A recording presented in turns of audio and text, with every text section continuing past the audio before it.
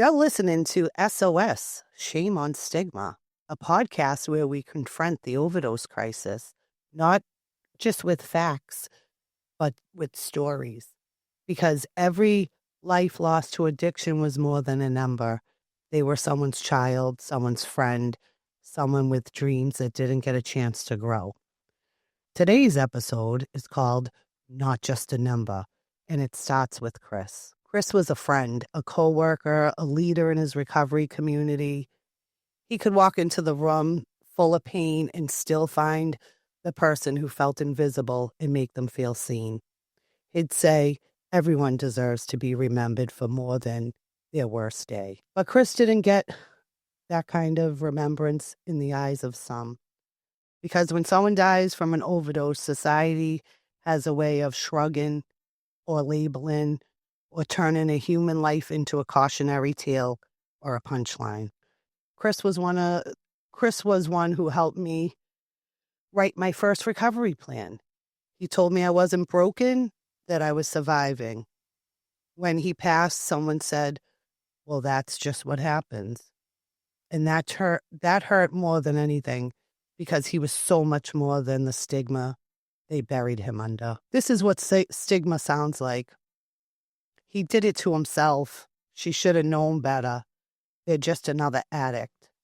Stigma is a wall that silences mourning. It isolates people from support. It stops people from asking for help, and it kills. Words have power. So let's flip the script. More than 100,000 people died from drug overdose last year in the U.S. Overdose is the leading cause of death for people under 50. Another fact is addiction is a chronic treatable condition, not a moral failure. So why do we still whisper when someone dies from it? Why do we still write obituaries that avoid saying what happened? Because shame is louder than truth unless we speak up. And so now we're going to rewrite our story. And that's why today our guest, Alex, is a woman who considers herself in recovery from substance use disorder. And we are going to hear firsthand her experience with stigma. So, Alex, welcome to the show. Thank you for having me. It's a pleasure to be here. We're glad to have you. So can you just tell us a little bit about how stigma affected you during your substance use or in recovery? Absolutely. My journey with substance use disorder was long. It was 20 years, and it started while I was still in high school. I guess I didn't even realize how ashamed I really was. But I did everything in my power to try and keep it quiet. I was successful in my career, but despite that success, my personal life was a constant hot mess. And so I was walking this fine line of, the person that I was trying to be, and then this challenge that I have that I was afraid to talk about. And even though it was pretty well known amongst my immediate family, because it was too hard for me it was too hard to hide from the people who are closest to you.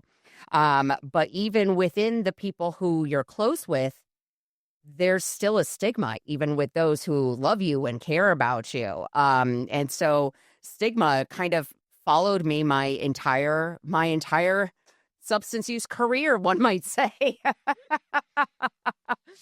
Now that I'm in recovery, though, it's amazing how much I have flipped my own script, because I basically, just shout it from the rooftops that I'm in recovery, because I try to expose others. The fact that I'm so open about it, people are constantly making comments on it to me with how comfortable you are with being in recovery and all this other stuff. And, I try to be super comfortable with it, because I think me being open and honest about it can hopefully impact other people who are not comfortable being open and honest about it. I think as a society, we've come a long way in recognizing it and discussing it out loud together. I think we have still a lot further to go. And a lot of that just comes down to educating people. I remember when I was, first starting out in recovery, I had to do a lot of educating with my parents and my close friends. And because, you have to rebuild trust when you're in recovery, and you have to make up for a lot of the things that you might have done in your past that you're not so proud of. And educating those who really cared about me while I was educating myself on how to live life in recovery, I thought was crucially important. And so I've been watching the stigma barriers breaking down with those who are in my inner circle as I went through the process as well. That's amazing. And when we talk about stigma, right, it starts with us, people who identify as people in recovery. I am a person in recovery. However, the language that is used in the recovery world is still stigmatized, and we stigmatize ourselves. We walk around, saying words that, sound icky to me now. Words like, I am an addict, which I Mhm. do not say anymore because that is Absolutely. not who I am. I am not clean because I was never dirty. Yep. I am not um, sober because sober suggests that if you use other substances or anything that is not, Medications. yes, that is not Mhm. considered sober, we'll say. So I don't like that word either. There's a lot of words, and language matters. People walk around with feeling shameful because of the labels that we put on them, So I'm really, really trying to make a difference in my own journey, in my own language that I use. And, we talked about Chris, right? Mhm. Chris was an advocate for people who use drugs. There's nothing wrong with people who use drugs, right? It's this misconception that if you use drugs, you are bad, you're dirty, you're a criminal, you're homeless, like there's all these labels that we put on people when at the end of the day, we're all human beings and it doesn't matter. Each person can live their life the way they choose to. And recovery looks different for everybody. It's not a one way street. It's not just abstinence only. People use medications, people use THC, for anxiety or stress or pain or whatever. Doesn't matter what they use it for. If they use it, they're still afraid to talk about it because of being judged by their own people. Like we're here to educate people who don't consider themselves in recovery, who consider themselves normal. We'll use that word. That just means most.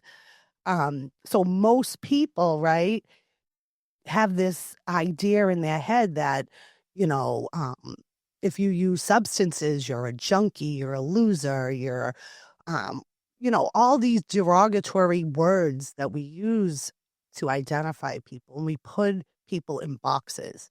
And that is not how we should be living in 2025. It just, it shouldn't be that way, but it is, unfortunately. And when we talk about overdose, right? Mhm. Overdose Awareness Day is coming up August 31st, National Overdose Awareness Day. And that isn't about recovery. That isn't about, um, people who are still alive. It's about honoring those that we have lost. We've lost these people, yes, to, fentanyl poisoning. That's the bottom line, right? But families don't want to talk about it. They don't put it in the obituary. They don't shine light on it because they're ashamed and they feel like something's wrong with their family or they weren't good parents or whatever those old beliefs, those old core beliefs are.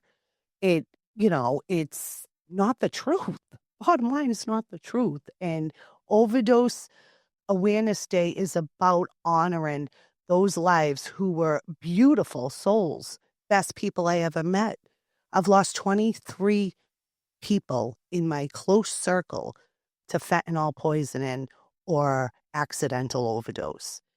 And so when we talk about Chris, he was our coworker. He was an advocate. He was a voice for the voiceless. He stood up to the stigma.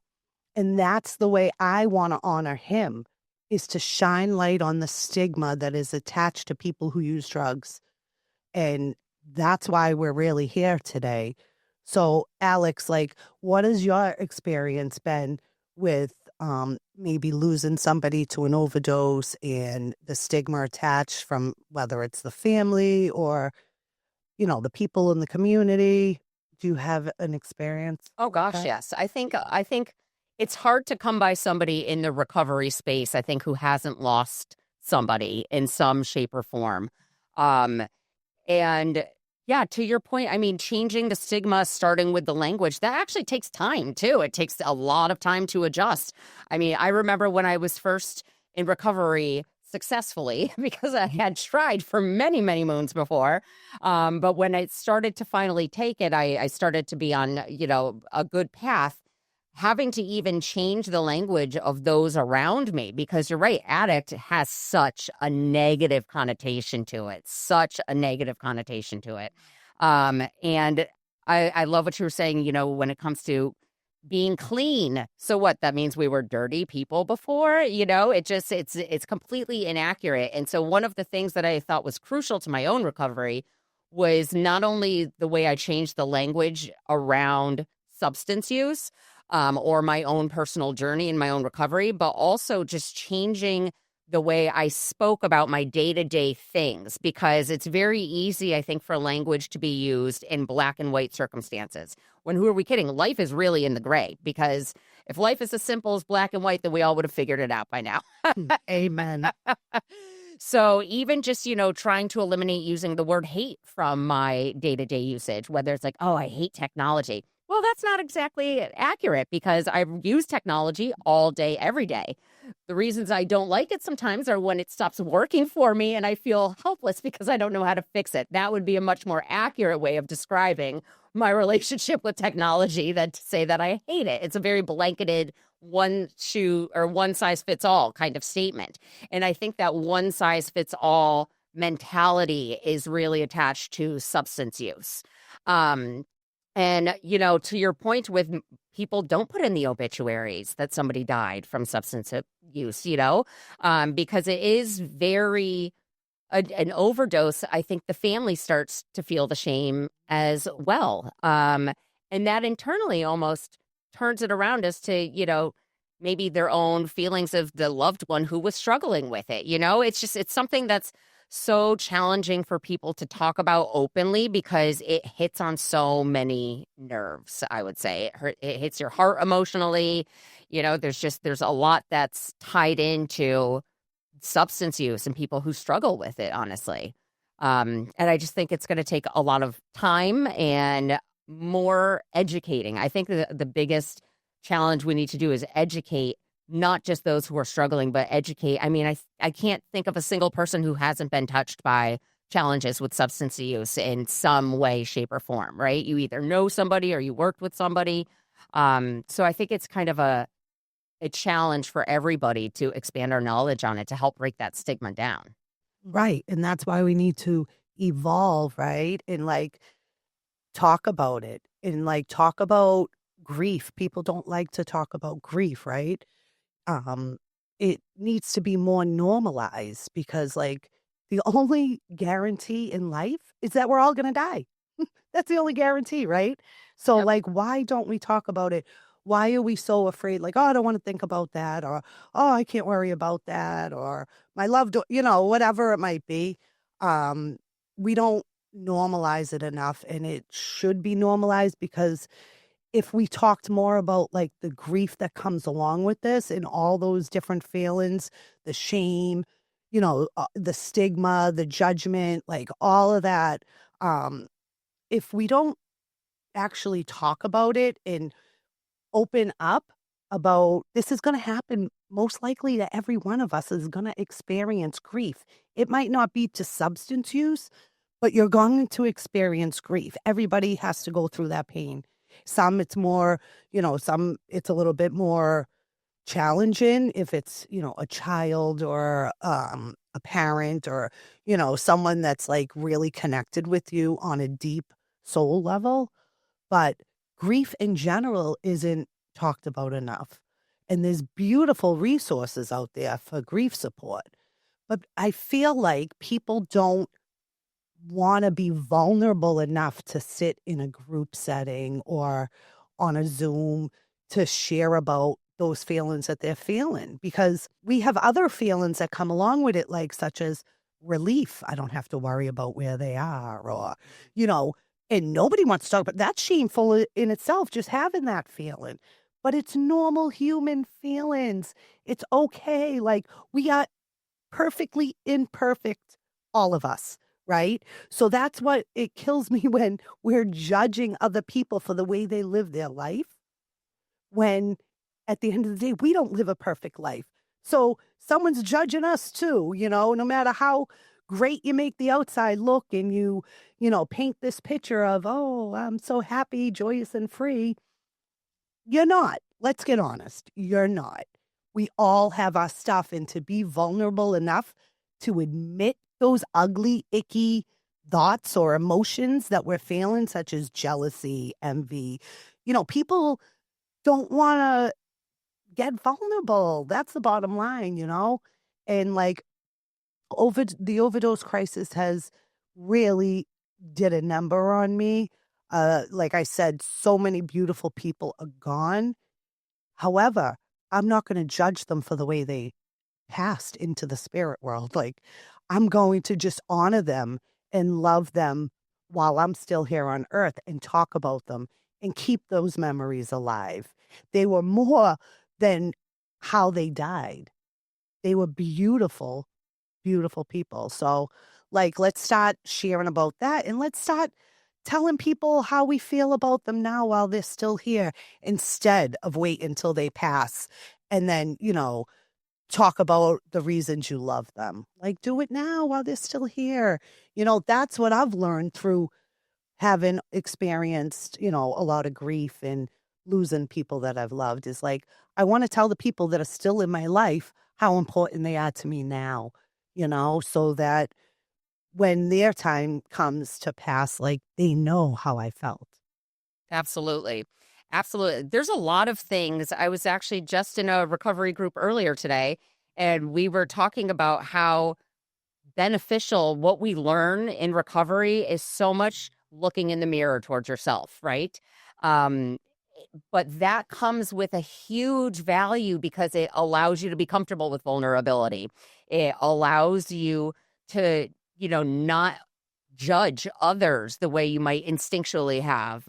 There's just so much that you learn throughout the process of recovery that we were actually just discussing this morning, how we think that this discovery process should be for everybody, even those who don't struggle with substance use. It's just really amazing when you see people, kind of survive and get out onto the other side, to see how much this has changed not only, their relationship with substances, or,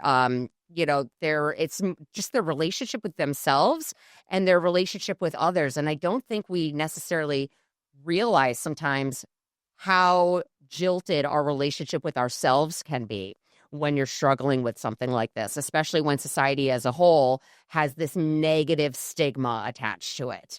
It's Absolutely. really, really impactful. And, I also think back when I was younger, used to look for something to blame as far as why I was this person I felt singled out almost, of like, why did it have to be me who struggles with this when nobody else in my family does? And what I realized during the recovery process is it wasn't one single thing that you can blame. And I think that happens a lot with families as well. When somebody is struggling, is that you want to look for something or someone to blame.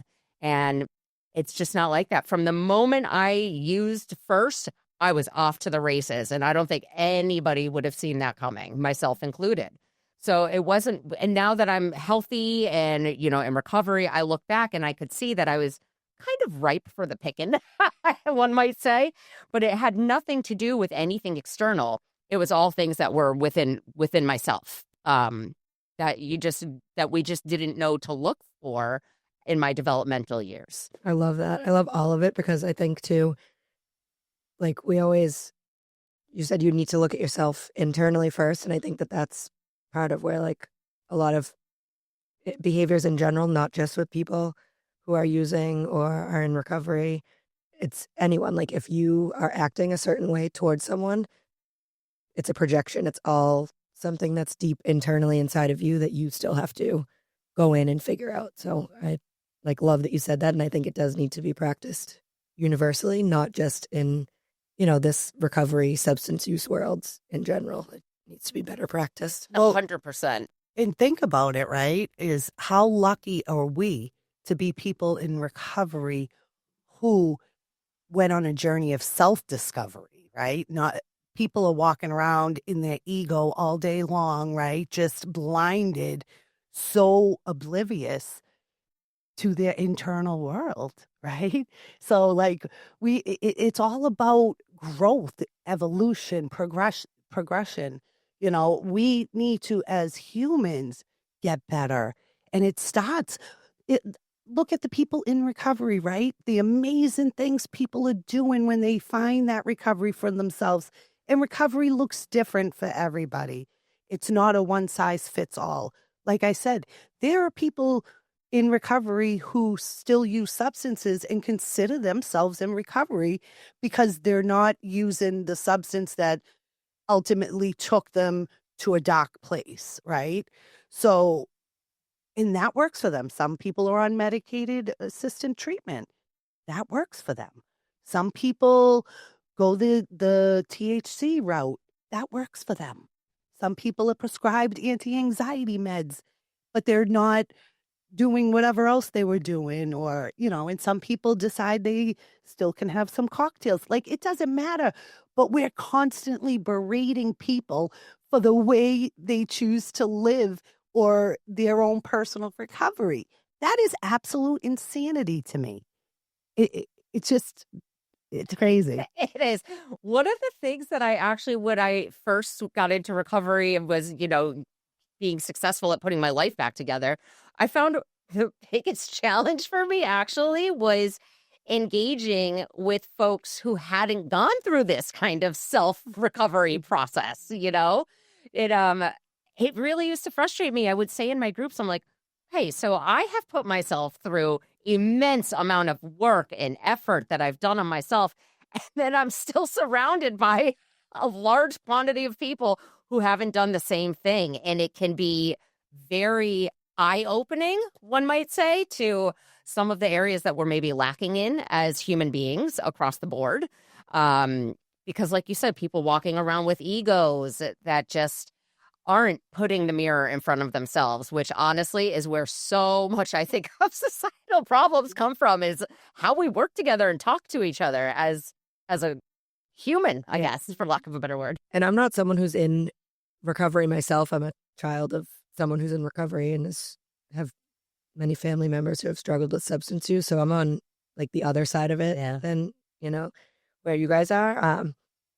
But I think that part of because I've done a lot of my own spiritual work and self-discovery and being alone, you know what I mean? Figuring out kind of my beliefs in life. And I think that something I really needed to swallow was that I can't make everyone see the world the way that I see it and understand human connection and, you know what I mean? Just being vulnerable and being raw and honest the way that I see it and feel it. And I feel like working with Carrie Ann, she has that same mindset. I can, you know what I mean? I can feel energy wise that you have that same kind of mindset and aura about you. And some people in this lifetime or in this soul life, they maybe just don't get that. It's not going to click this time around, but hopefully something that they take from us or a quote or, you know what I mean? Something that they get from us, some type of information will follow them to that next chapter and that next soul or that next life, wherever they go next, Yep. and they'll get it at some point before they. Well, I think my my belief is that people will get there when they have an immense amount of pain, right? Pain is a motivator. So whether whether it's substance use, it's mental health, it's physical health, whatever it might be, it when the pain gets great enough, you'll do something about it, right? Make a change. Yeah. You'll make the change. So people, necessarily, people won't understand how we're thinking or What we're talking what about. we're Yeah. talking about, and they might not even get it. And that's because they haven't got to a place where It's they've dark enough yet to the suffering, right? Yep. Is like when we have that human suffering, that's when we start to take a look at the inside and we start to do the work on ourselves and not project our bullshit onto other people.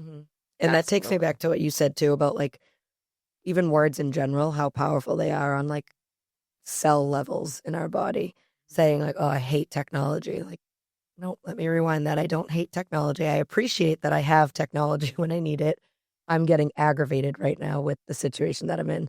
That's the same thing about talking about ourselves. Like, oh, I hate what I have on today. Like, your body is feeling that. Your brain is processing that, and that's going to internalize. And now you hate the way you look. You hate the way you feel. And it gets into like all other things. Then you go out and someone drives in front of you the wrong way. And now you hate this person. And it's just like a snowball effect, you know? It really is. That's me. She's talking about me. I have road rage. I'll admit it. But you catch yourself though, so That's right. I'm a work in progress. yes, she's making the Aren't we all a work in progress? And we are, we're here. We're a spiritual being having a human experience.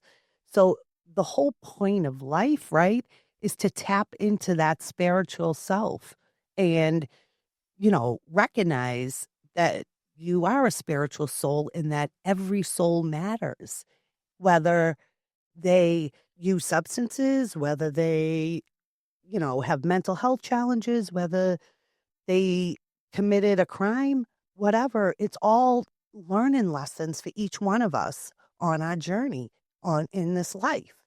And, overdose awareness is a great thing that they, shined a light on, is that there are so many people dying every day to poisoning, right? And if it was diabetes or cancer, people would be, sympathetic and kind and loving, right? and open to education about it too. Absolutely. And now, it's because it's an accidental overdose. It's like, oh, the judgment, the stigma, and until it happens to you personally, they might never change. They might never see it the way we see it. So, we have to find acceptance there, but we also need to just keep talking about it, keep getting it out there so that these people, will say most people, right, can start to take a look at their own biases, their own judgments. And like you said, it's mostly because they're judging themselves that they're judging other people. It's because they see something in other people that reminds them of something they don't like within themselves. Absolutely.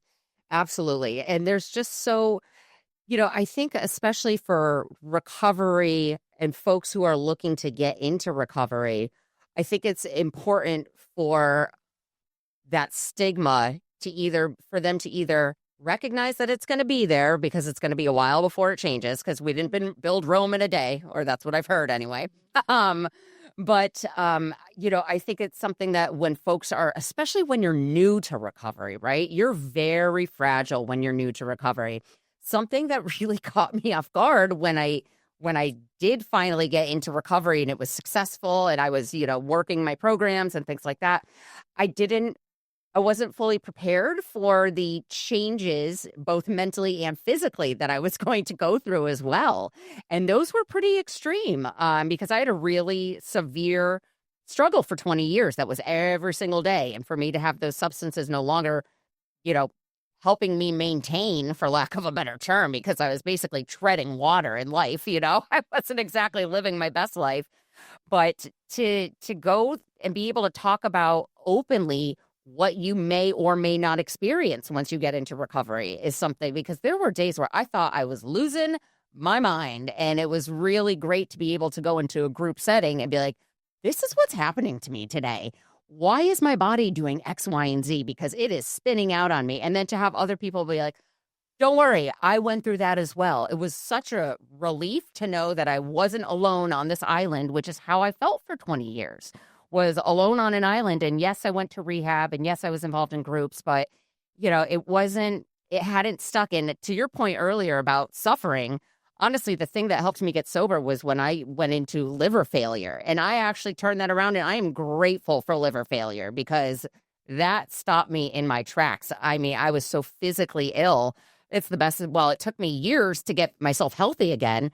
It's still the best thing that ever happened to me because it was kind of a slap in the face of like, Alex, you can't just go to rehab and then get out and go right back to work and be the workaholic you were. So, I had to actually take time off for myself, which was a brand new concept for me. Well, you were just talking about your journey of abstinence, I'm assuming, right? Yes. Okay.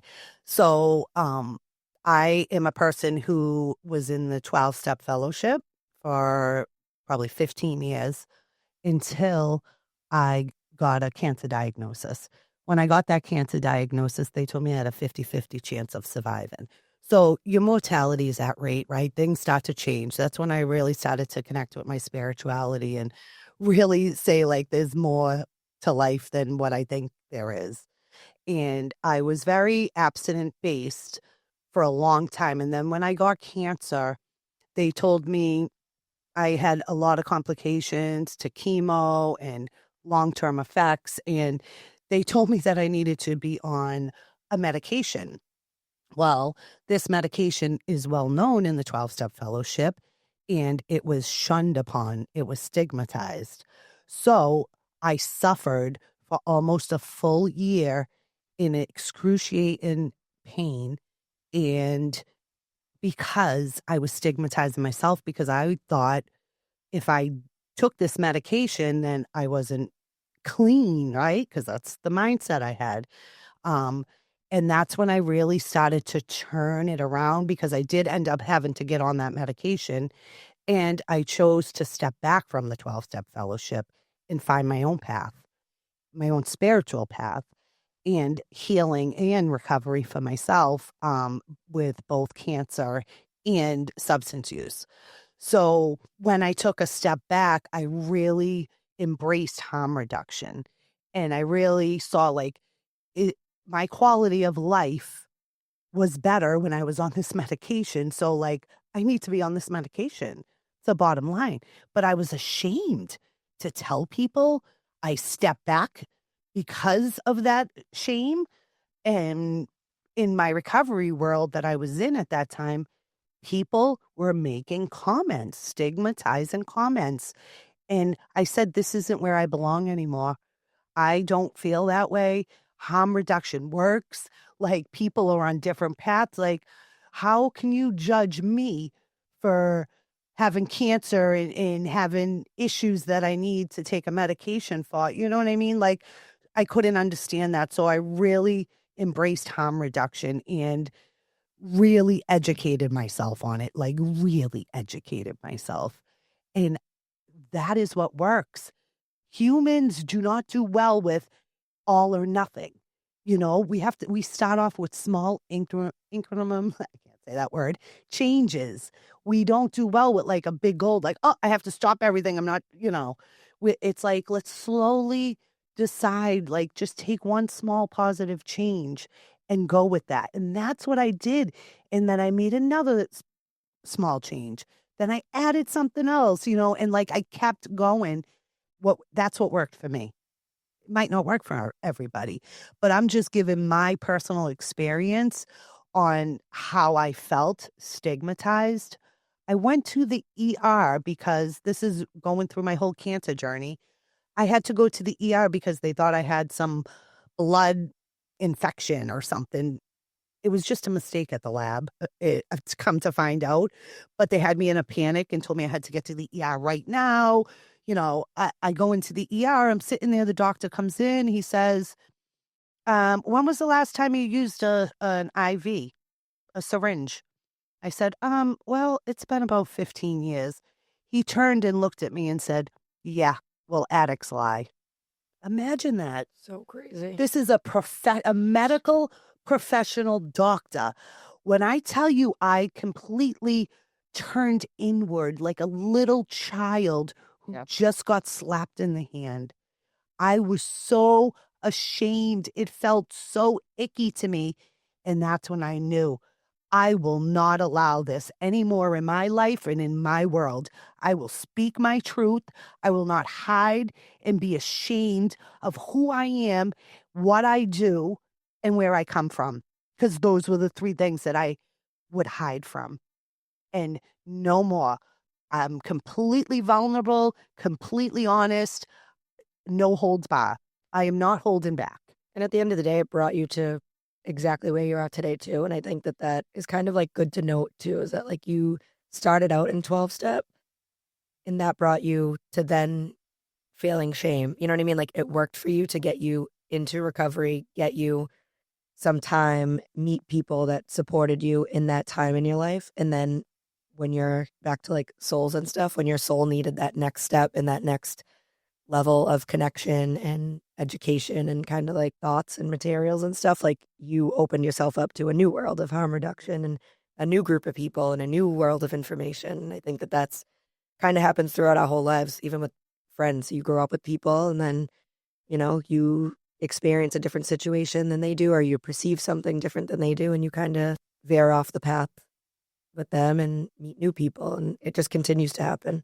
So, Absolutely. yeah. No, and I think, life is always going to change, right? And so, what you were saying earlier, that the 12-step program no longer seemed like the right fit for you.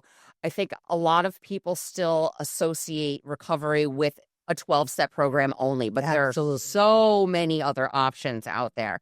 I personally love Smart Recovery, which isn't even necessarily geared towards substance use. I mean, yes, it's a big part of it, but it's basically for anybody who wants to change any negative behavior that's impacting your life negatively.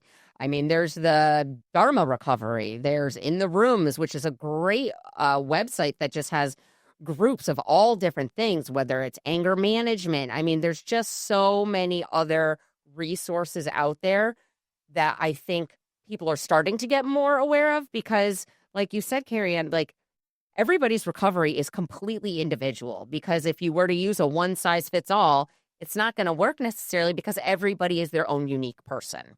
Right. And in 12 step, back when I first got into recovery, was the way, the only way. Right. You either needed to be abstinent and do 12 step work, or you were going to die. That's the messaging that they give you.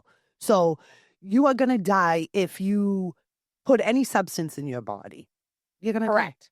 I mean, that's just, and some of the, and I've done 12 steps. I've done those fourth steps and I had sponsees and I had a sponsor and like I was in it, right?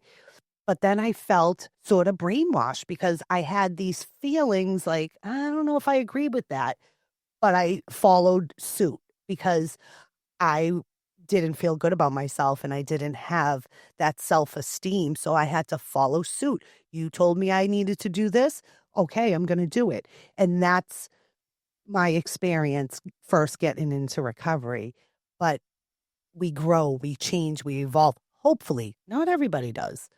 People can go to 12 steps and if nothing changes, nothing changes. And that's actual quote from their program. So, Yep. No, absolutely. And I think a lot of people are starting to explore alternative methods, especially with the legalization of THC. And a lot of people do use that for pain relief, anxiety. I struggle with sleep. That is something that I use that I'd prefer something a little more natural rather than be on a pharmaceutical to Medication. help me sleep. Yeah. absolutely. So I think it's definitely a conversation that's starting to ebb and flow a lot more than it used to. And we shouldn't be dictating what recovery looks like.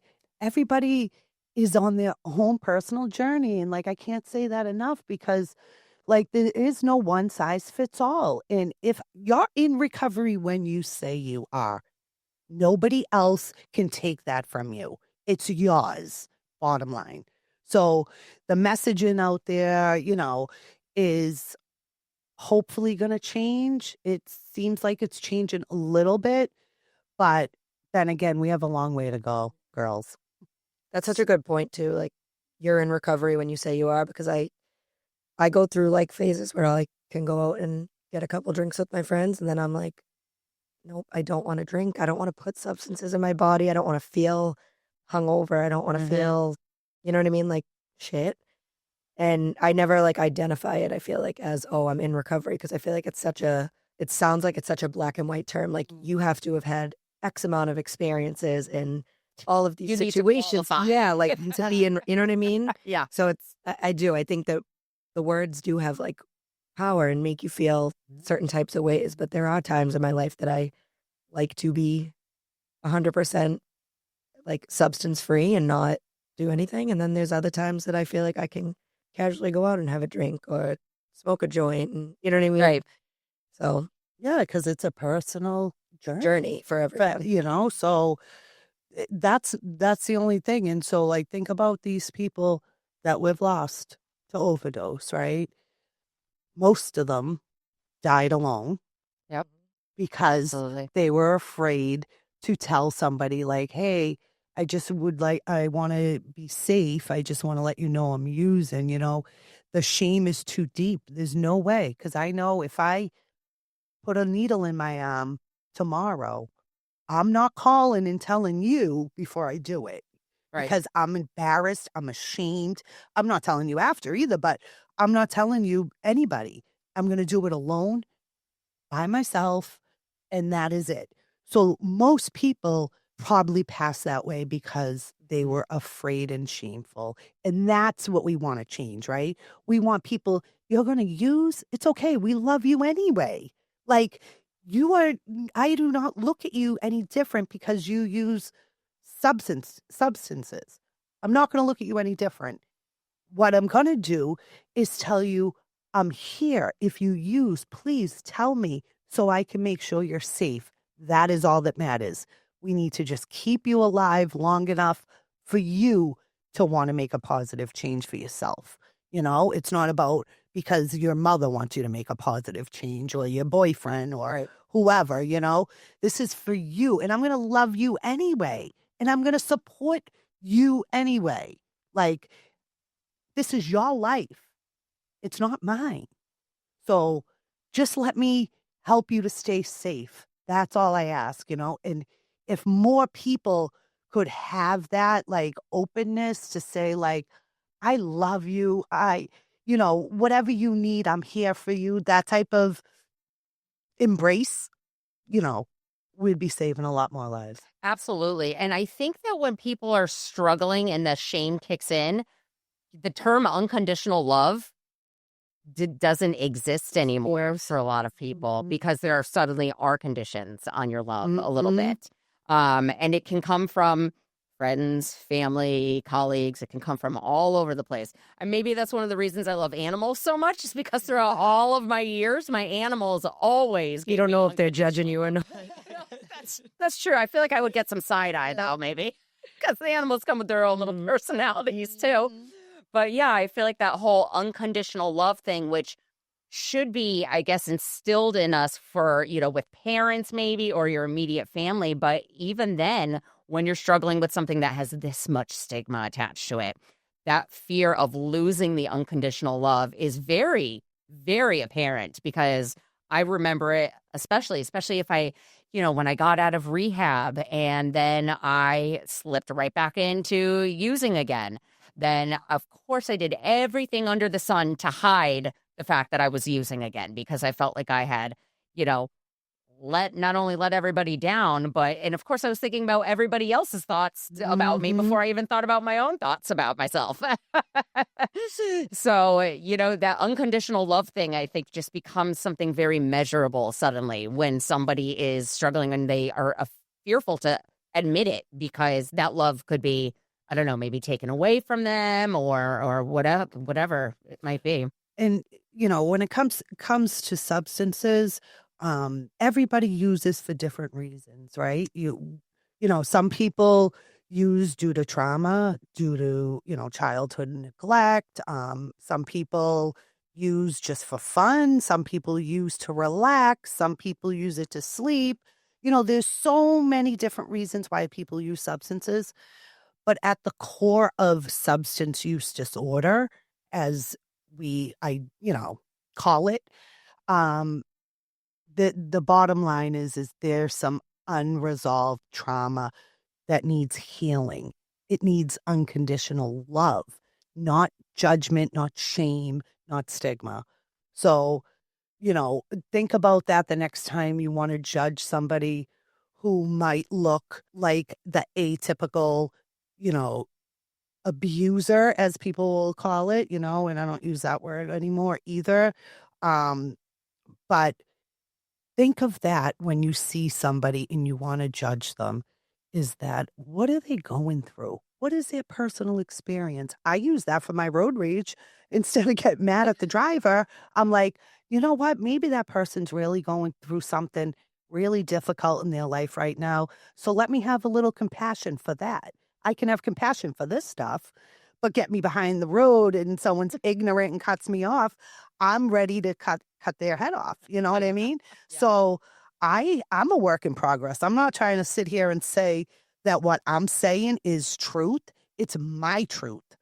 And I want to share this information with people because it's just something to think about when it comes to human compassion and connection and love for one another.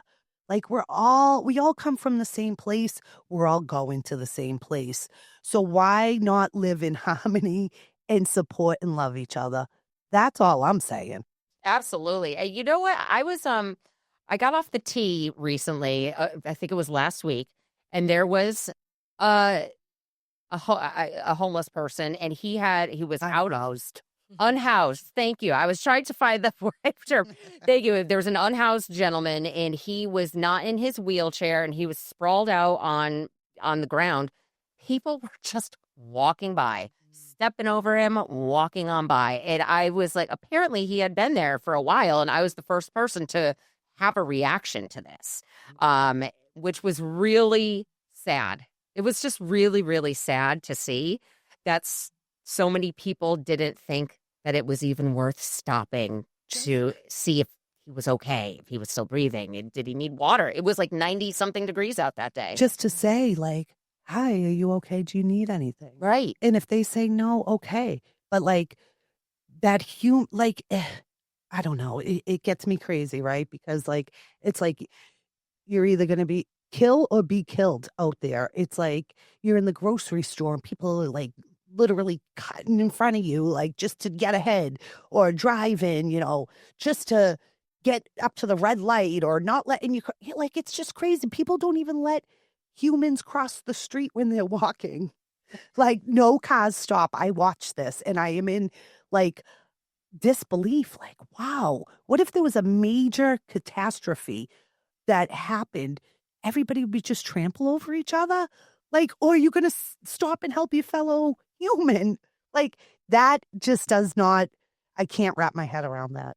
Totally agree. It seems almost like, and I don't know if this is partially with technology. I don't know if anybody really knew how much technology was going to impact us. I think I work in the recruiting space, so I think we're seeing it a lot with the younger generation now coming into the workforce. There's a lot of challenges. So I don't know if technology, I don't like to blame things, but I think we've become a little bit self-involved as a society. I mean, selfies are like, oh my God, the newest thing. How many pictures of yourself can you have? I've started to see people, they have pictures of themselves as their backgrounds on their cell phone. I'm like, I think it's so bizarre, but I think it's just we're forgetting maybe that like this world doesn't exist without all of us working together. Right. It really doesn't. And so you could be as self-involved as you want, but again, I think it's incredibly short-sighted because at the end of the day, when shit hits the fan, there's going to be a time when you're going to have to rely on others. Right. So it's really, we have a lot of work to do. Absolutely. Ourselves. And to take it back to like the beginning, how we started this, like we're all literally just trying to survive, I think, and do the best we can at the end of the day. Even when you're at your worst or someone's at their absolute lowest, that is the best that they can do at this point in their life. So like if all you can give them is some grace or a smile, a water, then that's it. Yep. You know? $1, like just And just use remind yourself like that could be you tomorrow. Easily. for the grace of God, there go I. And there's another slogan from the 12-step program, right? Mm-hmm. So, but like this is talking about anybody that you see that might be in need, just smile, like you said, say hello, anything. You don't know the impact that you have, the ripple effect that we have on each other, right? So let's go back to the stigma, right? It's a ripple effect. We stigmatize someone who then stigmatizes someone else, and like it just keeps going and doesn't stop. And then it's a ripple effect. That one doctor changed my life. So in just with his words. So imagine the power we have with our voice. Like And or it's positive because what he said to you was negative. You know what I mean? Like, exactly. But he imagine changed he my life. congratulated you that day. Wow, that's great. You haven't picked up a needle in 15 years. Like that's It's amazing. amazing. You overcame cancer, you know what I mean? Chemo, all that. Yeah. Like, that could have left you, you know what I mean? Leaving the hospital, going and maybe saying the same thing to someone else that day. Instead, it kind of put you in a box a little bit. You know, you had to do some more work on yourself to get out of that Exactly. shame. And Exactly. So today I'm grateful for that doctor. I wish I knew his name because I would have reported him, but I was too ashamed. That's the bottom line. And like now I'm like, if that ever happened to me now, hell no. People need to be held accountable, yep. Yep. right? And like people who are judging and stigmatizing and, these government organizations, all these people in power have the power and the voice. Like, no, us little people have the voice. We're the ones, out here living, being stigmatized, being taken advantage of. Like, Yep. no, we got to stand up for ourselves and for people who feel like they don't have a voice. They are not voiceless, but they feel like they're voiceless.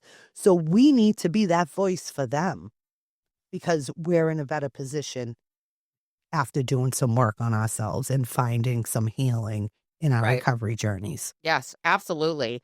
And, finding, I think it's hard. Like if we use that doctor as an example, if it hadn't been you and it was somebody else, that easily could have resulted in somebody going out and relapsing or having an overdose because they were so upset by it.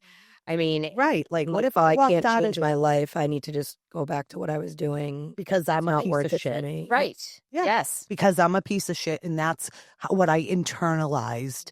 And he just went about his business, didn't even think twice, Right. right? That's the ignorance. That's that's the ego, thinking that he's better than because he's a doctor and I have substance use history in my medical profile, which by the way, I'm trying to remove because I feel like I'm stigmatized if I have to go to the doctors and I need to be treated for pain. Right.